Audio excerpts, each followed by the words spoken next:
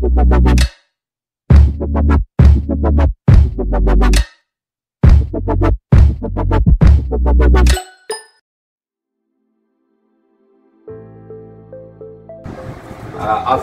আলোচ্য বিষয় তোমার হিসাব চক্র। প্রথমে হিসাব চক্র জিনিসটা কি? হিসাব চক্র জিনিসটা হলো যে একটা সাইকেল, হ্যাঁ, এটা চক্র নাকি? চক্র মানে তো তোমরা বোঝোই যে কি চক্র আকারে যেটা হতে পারে একটা লেনদেন চিহ্নিত, মানে হিসাবের ক্ষেত্রে একটা লেনদেন চিহ্নিতকরণ থেকে শুরু করে তোমার কি এই যে বিপরীত দাখিলা পর্যন্ত যে চক্র আকারে ঘুরে, হ্যাঁ, এটাই হচ্ছে হিসাব চক্র। মানে একটা লেনদেন শনাক্তকরণ বা চিহ্নিতকরণ যেটাই বলো, এখান থেকে শুরু করে আর্থিক অবস্থা বিবরণী প্রস্তুতকরণ বা আরো যেগুলো দেখতেছো এগুলো শেষ করা হয় যে চক্রের মাধ্যমে, এটাই হচ্ছে হিসাব চক্র। আমি একটু করে জাস্ট আলোচনা করে আমি কিছু অঙ্কের মাধ্যমে এই হিসাব চক্রটা তোমাদের বোঝাবো। প্রথমে লেনদেন চিহ্নিতকরণ। লেনদেন চিহ্নিতকরণ জিনিসটা কি? একটা প্রতিষ্ঠানে অনেক কিছু ঘটনা ঘটে, এর মধ্যে ঘটনা দুই ধরনের হয়, একটি আর্থিক ঘটনা আর একটি হচ্ছে অনার্থিক ঘটনা। যেটা যে ঘটনাটা আর্থিক সেইগুলো নিয়ে আমরা কি করব? জাবেদা করব, জাবেদায় পোস্টিং দেবো। তারপরে জাবেদাটা কি? লেনদেনের দ্বৈত সত্তাকে বিভক্ত করে একটিকে ডেবিট অপরটিকে ক্রেডিট করে ব্যাখ্যা সহ যখন তারিখের ক্রম অনুসারে যে লিপিবদ্ধ করা হয় সেটা হচ্ছে জাবেদা। তারপরে জাবেদাভুক্তগুলোকে কি মানে একই ধরনের কিছু জাবেদা বা একই হিসাব শিরোনামের সাজানো, মানে এই বলতেছে খতিয়ানভুক্ত করা, ঠিক আছে? তারপরে তোমার রেওয়ামিল খতিয়ানস্থ জেরগুলোকে ডেবিট ক্রেডিট ভাগ করে যখন যে বিবরণী প্রস্তুত করা হয় সেটা হচ্ছে রেওয়ামিল। তারপরে সমন্বয় দাখিলা। রেওয়ামিল করার পরে কিছু অলিপিবদ্ধ একটা নির্দিষ্ট হিসাবকালের মধ্যে যদি কিছু অলিপিবদ্ধ তোমার কিছু তথ্য বাদ পড়ে যায় সেগুলো লিপিবদ্ধ করা, বা অন্য কোনো হিসাবকালের যদি কোনো হিসাব আমার বর্তমান হিসাবের মধ্যে ঢুকে থাকে সেগুলো বাদ দেওয়া, এগুলাই আর কি। তারপরে সমন্বিত রেওয়ামিল। তারপরে তারপরে 7 নম্বর স্টেপ হচ্ছে আর্থিক বিবরণী প্রস্তুতকরণ। আর্থিক বিবরণী প্রস্তুত তো একটা প্রতিষ্ঠানের মূল উদ্দেশ্য নাকি, যে আমার একটা প্রতিষ্ঠানের মূল উদ্দেশ্য যে আমি ব্যবসা করে আমার কত লাভ হলো ক্ষতি হলো, হ্যাঁ, এটার মাধ্যমে আমরা জানতে পারবো। তারপরে সমাপনী দাখিলা। সমাপনী দাখিলা হচ্ছে আয় বাচক বা মুনাফা জাতীয় হিসাবগুলো বন্ধ করা হয় এই সমাপনী দাখিলার মাধ্যমে। তারপরে সমাপনী দাখিলার পরবর্তী অ্যাডজাস্ট করার পরে যে রেওয়ামিল করা হয় সেটা হচ্ছে সমাপনী পরবর্তী রেওয়ামিল। তারপরে সমন্বয় দাখিলার যে বিপরীত যেটা করা হয় দাখিলা সেটা হচ্ছে বিপরীত দাখিলা। এইবার আমি এই হিসাব চক্রটা, হ্যাঁ, তোমরা এটা বইয়ের মাধ্যমে করতে পারবে, কিন্তু আমি একটা জাবেদা কিছু জাবেদা পোস্টিং দেব। সেই জাবেদা থেকে কিভাবে আমরা এই জাবেদা থেকে কিভাবে আর্থিক বিবরণীতে পোস্টিং হচ্ছে, একটা জাবেদা পোস্টিং দিলাম, সেটা কিভাবে পর্যায়ক্রমে খতিয়ান, রেওয়ামিল, সমন্বয় দাখিলা, তারপরে সমন্বিত রেওয়ামিল, তারপরে আর্থিক অবস্থা বিবরণীতে কিভাবে প্রভাব ফেলতেছে, আমরা এটা একটা অঙ্কের মাধ্যমে তোমাদেরকে এবার বোঝানোর চেষ্টা করি। আমরা কয়েকটা এন্ট্রি দিয়েছি, এন্ট্রি থেকে জার্নালগুলো ফরম্যাট আকারে দেখাতে পারিনি, আমি জাস্ট সলিউশন করার চেষ্টা করেছি। দেখো, মিস্টার রহমান ডেলিভারি সার্ভিসের মিস্টার রহমান একটা ডেলিভারি বিজনেস করে। সেখানে মিস্টার রহমান প্রথমে ব্যবসা শুরু করলো, কি করলো? ইনভেস্ট করলো টাকা 50,000। তাহলে তার জাবেদা কি হবে? নিশ্চয় কি হলো? আমাদের ক্যাশ আসলো, ব্যবসায় ক্যাশ আসলো, তাই জন্য ক্যাশ হলো ডেবিট আর ক্যাপিটাল হলো ক্রেডিট। তারপরে paid cash for delivery truck, একটা ডেলিভারি ট্রাক ক্রয় করলো, তার জার্নাল কি হবে? ডেলিভারি ট্রাক নিশ্চয় একটা সম্পদ বৃদ্ধি পাবে, এই জন্য ডেবিট, তারপরে ক্যাশ হলো ক্রেডিট। তারপরে অফিস পারচেজ অফিস সাপ্লাইজ টাকা 1400 অন অ্যাকাউন্ট, বাকিতে কিছু অফিস সাপ্লাইজ ক্রয় করলো 1400 টাকা, তাহলে অফিস সাপ্লাইজ অ্যাকাউন্ট ডেবিট, আর হচ্ছে অ্যাকাউন্ট পেবল কি ক্রেডিট হবে, হ্যাঁ। তারপরে তোমার কি করলো? পারফর্ম ডেলিভারি সার্ভিস ক্যাশ টাকা 50,000, মানে একটা সেবা দেওয়া হলো, তোমার 50,000 টাকা সেবা পাওয়া গেল, তাহলে আমার কি হলো? ক্যাশ বৃদ্ধি পাইলো, ক্যাশ হলো ডেবিট, আর হলো সার্ভিস রেভিনিউ হচ্ছে ক্রেডিট, হ্যাঁ। তারপরে তোমার পেইড স্যালারিজ টাকা 10,000, স্যালারি দেওয়া হলো, তাহলে স্যালারি এক্সপেন্স ডেবিট আর ক্যাশ ক্রেডিট।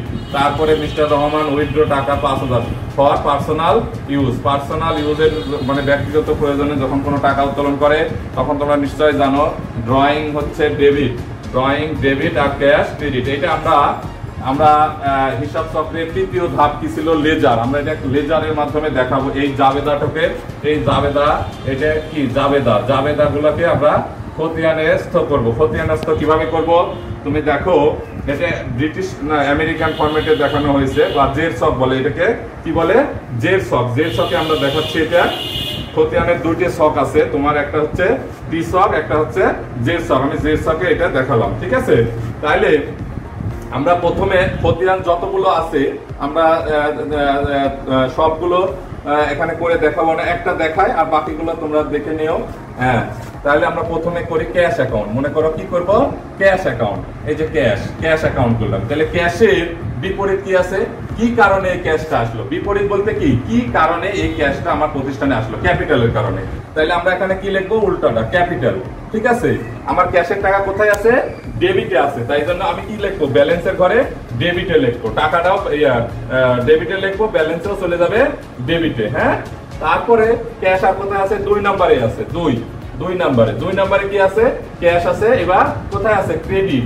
মানে কি আমার টাকা চলে গেছে, কি কারণে টাকা চলে গেছে, কি কারণে, ডেলিভারি ট্রাক পারচেজ করছি, তাই না।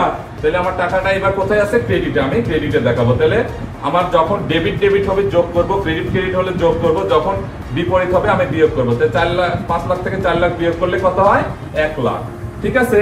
তারপরে আমি একটা সেবা দিছি, দেখো 3 নম্বরে সেবা দিয়ে টাকা পাইছি। টাকা পাইলাম কি কারণে, সেবা দিয়ে। তাহলে সার্ভিস রেভিনিউ, উল্টাটা লিখবো। ক্যাশের উল্টাটা কি, সার্ভিস রেভিনিউ। টাকা কত আছে, ক্যাশের ডেবিট আছে 50,000, তাহলে আমি 50,000 লিখবো। তাহলে আগের ছিল 1 লাখ, এটাও ডেবিট যোগ হয়ে কত হলো, 1,50,000। তারপরে আমি কি দিলাম, স্যালারি এক্সপেন্স পেমেন্ট করলাম। টাকা আমার চলে গেল 10,000, তাহলে এটা থেকে এটা বিয়োগ হয়ে কত হলো, 1,40,000। তারপরে আমি কি করলাম, ড্রয়িং করলাম 5,000, তাহলে আমার প্রতিষ্ঠান থেকে টাকা কমে গেল। তাহলে আমার 1,40,000 ছিল, 5,000 চলে গেল, কত হলো, 1,35,000। সেম আমরা এইভাবে এবার ক্যাপিটাল করব, ডেলিভারি ট্রাক করব, প্রত্যেকটা নামে আমরা আলাদা হিসাব শিরোনামে কি করবো, একটা খতিয়ান করব।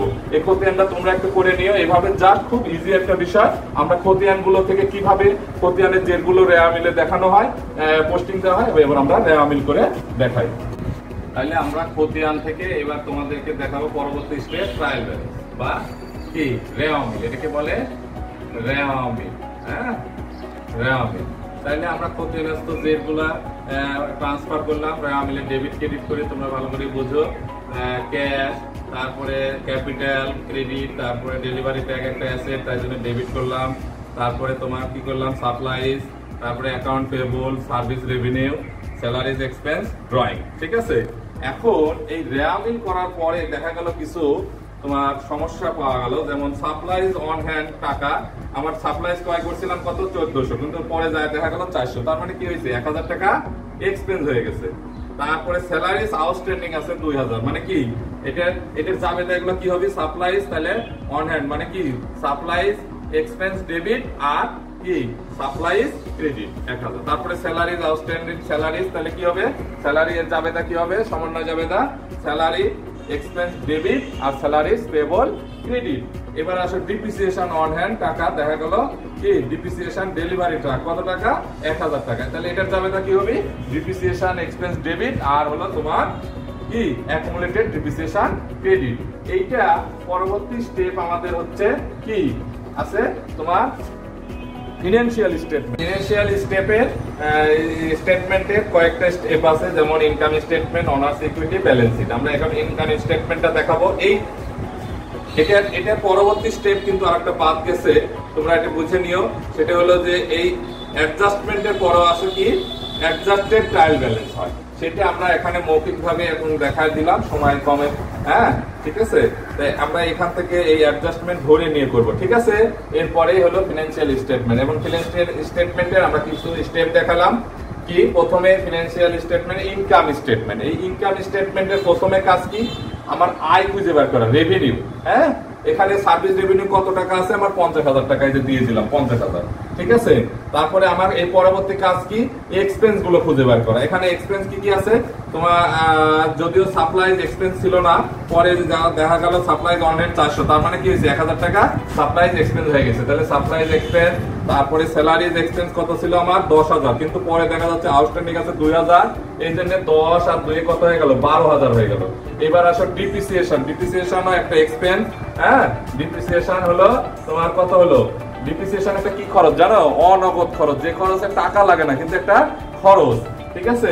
এই অনগদ খরচ কত টাকা 1000। তাহলে আমার এই সব খরচগুলো যোগ করলে 14,000, 15,000 থেকে 14,000 বাদ দিলে আমার কত হলো 36। এটাই কি একটা প্রতিষ্ঠানের আমার, এটা মনে করো যদি এ ধরো এটা বি ধরো, তাহলে এ মাইনাস বি, তাহলে আমার কি হলো নেট প্রফিট কত হলো 36,000। তাহলে আমরা একটা প্রতিষ্ঠানের লাভ হলো না লস হলো কিভাবে আমরা সেটা বুঝে গেলাম, যে এই প্রতিষ্ঠানে কি হয়েছে তার লাভ হয়েছে কত টাকা 36,000 টাকা। এবার আমরা এটাকে অনার সিকিউরিটিতে কস্টিং দেব। অনার সিকিউরিটি মূল প্রথমে কি হয়, ক্যাপিটালের ওপেনিং ক্যাপিটাল, তার সাথে কি করতে হয় নেট প্রফিট থাকলে যোগ করতে হয়, নেট লস থাকলে বিয়োগ করতে হয়, ড্রয়িং থাকলে বাদ দিতে হয়। এবার আমার ওপেনিং ক্যাপিটাল কত ছিল, আমার ক্যাপিটাল ছিল 5 লক্ষ, 5 লক্ষ টাকা নিয়ে নিলাম। তারপরে তোমার আছে নেট প্রফিট আমার কত হলো 36,000, এটা নিলাম, নিয়ে যোগ করলাম অ্যাজ পার রুলস সূত্র অনুযায়ী, তাহলে আমার 5,36,000 হলো। তার থেকে আমরা কি বাদ দিলাম, ড্রয়িং কত ছিল আমার 5,000, তাহলে 5,31,000। আমার এটা কি ক্লোজিং ক্যাপিটালটা কি হয়ে গেল, এই ক্যাপিটালটা কি ক্লোজিং ক্যাপিটাল, এটা নিয়ে আমরা ব্যালেন্স শিট করব। এই ক্যাপিটালটা কি ক্লোজিং ক্যাপিটাল, হ্যাঁ এটাই আমার এখন মূল, এই টাকা নিয়ে আমি ব্যালেন্স শিট করব। ব্যালেন্স শিটে দুইটা স্টেপে ভাগ করা হয়, একটা হলো তোমার অ্যাসেটস, হ্যাঁ, আর একটা কি লায়াবিলিটি প্লাস অনার্স ইকুইটি। তাহলে দুইটা স্টেপে ভাগ করা একটা ব্যালেন্স শিটকে, হ্যাঁ। একদিকে তোমার কি পরিমাণে সেই সূত্রটা A = কি L + O E, এইভাবে আমরা এখানে কাজ করব। মানে এটা কি, এটা হচ্ছে আমার A আর এটা হচ্ছে L + O E, ঠিক আছে। তাহলে এটা কি কি আছে আমার সম্পদগুলো এখান থেকে আমি দেখে নিই। ক্যাশ আছে আমার 1,35,000, সাপ্লাইজ অন হ্যান্ড এই যে বলে দিল 400 টাকা, সাপ্লাইজ একটা সম্পদ, যেহেতু এটা ব্যবহার হয়নি 400 টাকা সম্পদ। আর আমার ডেলিভারি ট্যাক্স ছিল কত 4 লাখ টাকা, তার থেকে অ্যাকুমুলেটেড ডিপ্রিসিয়েশন বাদ দিয়ে 3,99,000, তাহলে আমার টোটাল সম্পদ কত হলো 5,34,400। এবার আসো আমরা লায়াবিলিটিস আর অনার সিকিউরিটিটা দেখাবো। লায়াবিলিটিস কি করছি, আমার লায়াবিলিটিস আমরা চিনি, আমরা লায়াবিলিটিস কি যখন বাইরের পার্টি বা আমার প্রতিষ্ঠানের প্রতি কারোর যে দাবি সেটাই হচ্ছে দায়, তাই না। এই দায়টা কি, যেমন অ্যাকাউন্টস পেবল আছিল, আমার অ্যাকাউন্টস পেবল কত আছে 1400 টাকা, এই 1400 টাকা এখানে দিয়ে দিলাম, ঠিক আছে 1400 টাকা দিয়ে দিলাম। তারপরে আমার স্যালারিজ পেবল নতুন করে আমরা পাইলাম 2000 টাকা, এটাও আমার জন্য দায়, যেহেতু আমার কাছে মানুষ এমপ্লয়িরা টাকা পাবে, তাহলে আমার টোটাল দায় কত হলো 3400 টাকা, ঠিক আছে। এবার আমার অনার সিকিউরিটি তো আমি আগেই বের করে নিয়েছি 5,31,000, এই 5,31,000 আমি কি করলাম যোগ করে দিলাম, দিলে কত হলো 5,34,000। তাহলে আমার কি হয়ে গেল, এই যে অ্যাসেটস আমার কত ছিল, অ্যাসেট ছিল 5,34,000, লায়াবিলিটিসও হলো 5,34,400, 5,34,400, 5,34,000, তাহলে কি হলো আমার মিলে গেল। তাইলে আমরা দেখলাম যে একটা জাবেদা শুরু করলাম, জাবেদা থেকে কিভাবে আমরা খতিয়ান করলাম, তারপরে খতিয়ান থেকে কিভাবে আমরা রেয়ামিল করলাম, ট্রায়াল ব্যালেন্স করলাম, ট্রায়াল ব্যালেন্স থেকে কিভাবে অ্যাডজাস্টমেন্ট করলাম, অ্যাডজাস্টেড ট্রায়াল ব্যালেন্স যদিও করি নাই তোমাদের বোঝালাম। তারপরে অ্যাডজাস্টেড ট্রায়াল ব্যালেন্স পর ফিনান্সিয়াল স্টেটমেন্ট করলাম, ফিনান্সিয়াল স্টেটমেন্টের মধ্যে 3টে স্টেপ করলাম। ইনকাম স্টেটমেন্টের মধ্যে কি আসে, যত আয়গুলো, আয় থেকে ব্যয়গুলো বাদ দেওয়া হয়। তারপরে অনার সিকিউরিটির পরে কি করলাম ব্যালেন্স শিট করলাম, একটা প্রতিষ্ঠানে কি পরিমাণ সম্পদ এবং কি পরিমাণ দায় থাকে আমরা কিন্তু ক্লিয়ার, আয়নার মতো ক্লিয়ার হয়ে গেলাম। তাহলে অ্যাকাউন্টিং সাইকেলে আরো কিছু স্টেপ আছে, এগুলা পরবর্তীতে আমরা বোঝাবো। মূলত একটা জাবেদা থেকে কিভাবে তোমার এই যে আর্থিক বিবরণী প্রস্তুতকরণ পর্যন্ত যে স্টেপগুলো আমরা দেখালাম, ঠিক আছে। আমি আশা করি বোঝাতে পারছি, তোমাদের শুভকামনা রেখে আজকে এই মতো আমার এই অ্যাকাউন্টিং সাইকেলের উপর ক্লাস শেষ করলাম। ভালো থেকো।